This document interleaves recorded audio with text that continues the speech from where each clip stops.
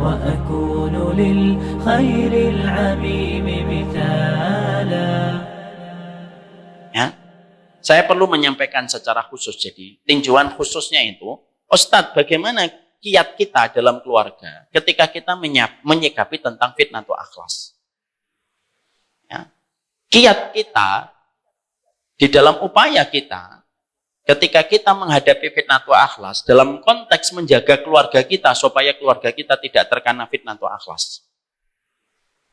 Mari Bu, kita belajari bareng-bareng. Apa yang harus kita lakukan supaya kita dan keluarga yang kita cintai tidak terkena fitnatul akhlas? Satu. Ya. Satu. Teruslah belajar ilmu syar'i. Teruslah belajar ilmu syar'i didampingi oleh para ustadz dan para guru. Didampingi oleh para ustadz dan para guru yang memiliki kepedulian besar tentang masalah persaudaraan. Yang memiliki kepedulian besar tentang masalah persaudaraan. Ini yang pertama yang kita harus mengerti. Caranya kita untuk mengetahui, ibu terus saja belajar. Ibu banyak membuka, ibu banyak bertanya, ibu banyak memperbanyak referensi-referensi. Ya. Supaya akhirnya yang pertama ini menjadikan kita akhirnya mendapatkan input setiap referensi kita itu referensi-referensi yang sifatnya melapangkan hati kita. Cari seorang guru yang memiliki pandangan agama itu sebagaimana jarum yang merekatkan dan sebagaimana air yang mengademkan. Jangan mencari guru dan mencari ustadz yang filosof di dalam dakwahnya itu sebagaimana minyak yang membakar dan sebagaimana gunting yang mengoyak apa yang telah terpintal dengan baik. Dan ibu nanti insya Allah ibu memiliki kemampuan untuk bisa membedakan mana guru yang filosof dakwahnya sebagaimana gunting dan mana guru yang filosof dakwahnya itu sebagaimana jarum yang merekatkan. Ini yang pertama. Yang kedua, yang penting. Mintalah kepada Allah supaya hati kita penuh rahmat kepada orang yang beriman. Bukan hanya untuk ibu, tapi untuk suami ibu, untuk anak-anak ibu. Kita minta terus kepada Allah supaya kita dan keluarga kita yang kita cintai, mereka memiliki hati yang penuh dengan rahmat. Memiliki hati yang penuh dengan rahmat. Sehingga mereka tidak memiliki ghil, tidak memiliki kebencian kepada saudara-saudara yang beriman kepada Allah. Doanya ada di mana? Surat Al-Hasyr, ayat yang ke-10. Coba kita baca bareng-bareng. Walladzina, kita baca bareng-bareng. Rabbana firlana wal ikhwanina alladzina sabaquna bil iman wala taj'al fi qulubina ghillan lil ladzina amanu innaka raufur rahim. Itu ada pada Al-Hasyr ayat yang ke-10. Al-Hasyr ayat yang ke-10. Sekarang ibu letakkan dulu pulpennya, saya sampaikan satu perkataan. Sufyan bin Dinar, salah satu tabi'in, beliau pernah menemui Abu Bishr. Tahu Abu Bishr? Tidak tahu. Karena saya belum ngasih tahu. Abu Bishr itu muridnya Ali bin Abi Thalib. Ya. Maka Sufyan bin Dinar bertanya, amalan para sahabat yang paling istimewa itu apa ya? Aku ingin mencontoh mereka. Aku ingin mencontoh mereka.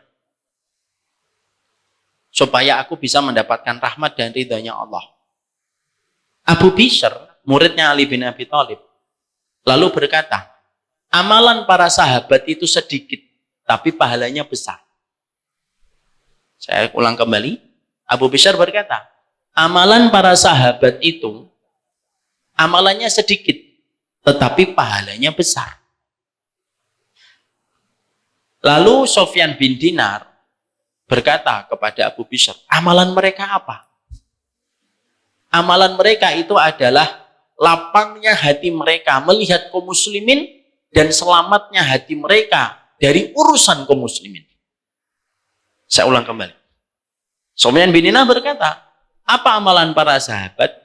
Amalannya dikit, tapi pahalanya besar. Lalu Abu Bishr, muridnya Ali bin Abi Thalib radhiyallahu anhu berkata, amalannya mereka itu yaitu adalah lapangnya hati mereka terhadap urusan kaum muslimin dan selamatnya hati mereka dari urusan kaum muslimin. Artinya, mereka itu adalah orang yang betul-betul lapang kalau sudah bicara tentang urusan kaum muslimin. Dan hati mereka itu selamat.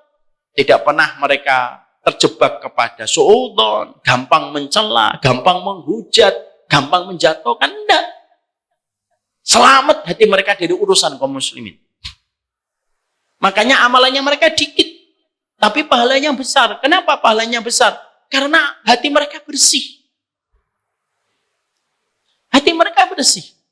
Jadi ketika kita, Ibu, ingin untuk mendapatkan apa yang didapatkan para sahabat ketika mereka mendapatkan keridhaan dari Allah, ya cuma dua.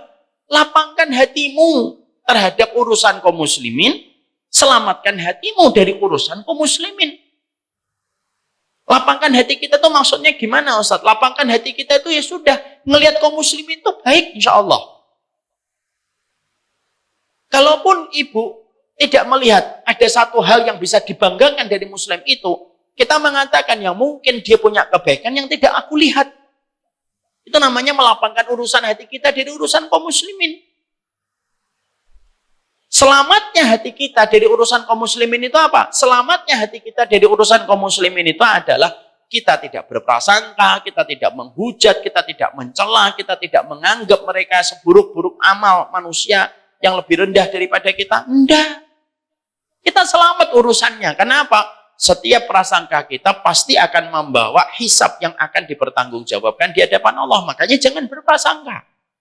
Dua perkara ini tuh susah, Bu. Lebih susah dari sholat tahajud, lebih susah daripada puasa Daud. Coba, ini lebih susah daripada perkara sholat malam dan lebih parah dan lebih berat daripada puasa Daud. Kenapa? Hati itu tempat segala macam hal dan biasanya apa? Hati kita itu tempat kita untuk tidak bisa mendatangkan keselamatan dari urusan kaum muslimin. Set ngelihat hati kita berprasangka. Orang ini tidak benar kelihatannya. Baru melihat sekali. Melihat video, nggak cocok ini kelihatannya saya. Apa itu statusnya nggak jelas. Nggak lapang hatinya. Nggak selamat, Bu. Karena memang hari ini tuh media sosial tuh menjauhkan, mendekatkan yang jauh. Ketika media sosial itu mendekatkan yang jauh, akhirnya apa? Kita itu hatinya terlalu bereaksi terus. Makanya saya teringat gitu ya, apa yang disampaikan bapak saya gitu. Dulu bapak saya pernah saya ajak jalan-jalan liburan, vacation. Tahu vacation ya? Ke kaki gunung, di kaki Gunung Lawu. Gitu. Kita nyewa satu villa di bawah kaki Gunung Lawu. Gitu. Masjidnya itu kalau pagi berembun gitu. Bapak itu ketika saya ajak sholat subuh gitu, pulang ngeliatin orang bertani, nggak ada handphone. Terus siang mereka makan, pas sholat duhur kita datang ke masjid lagi, terus ngeliatin, Bapak itu ngeliatin mereka makan, diantarkan makanannya oleh anak. Bapak itu komen kayak gini, di depan saya dan ibu, istri saya. Dosanya mereka apa ya? Nggak ada handphone, jauh dari pusat kota, tiap hari ke sawah, pulang siang makan, nanti sore datang lagi mengusir burung, maghrib sudah di musola. Dengan khasnya tangan seorang petani itu tangannya keras gitu. Dan Bapak ngelihat sendiri ada ibu-ibu pakai jilbab, pakai kaos kaki turun ke sawah. Dan mereka tidak ada handphone. Bapak saya bilang, dosa mereka itu apa ya? Oh mungkin itulah yang kalau kita lihat kehidupan dulu para sahabat. Nggak ada handphone.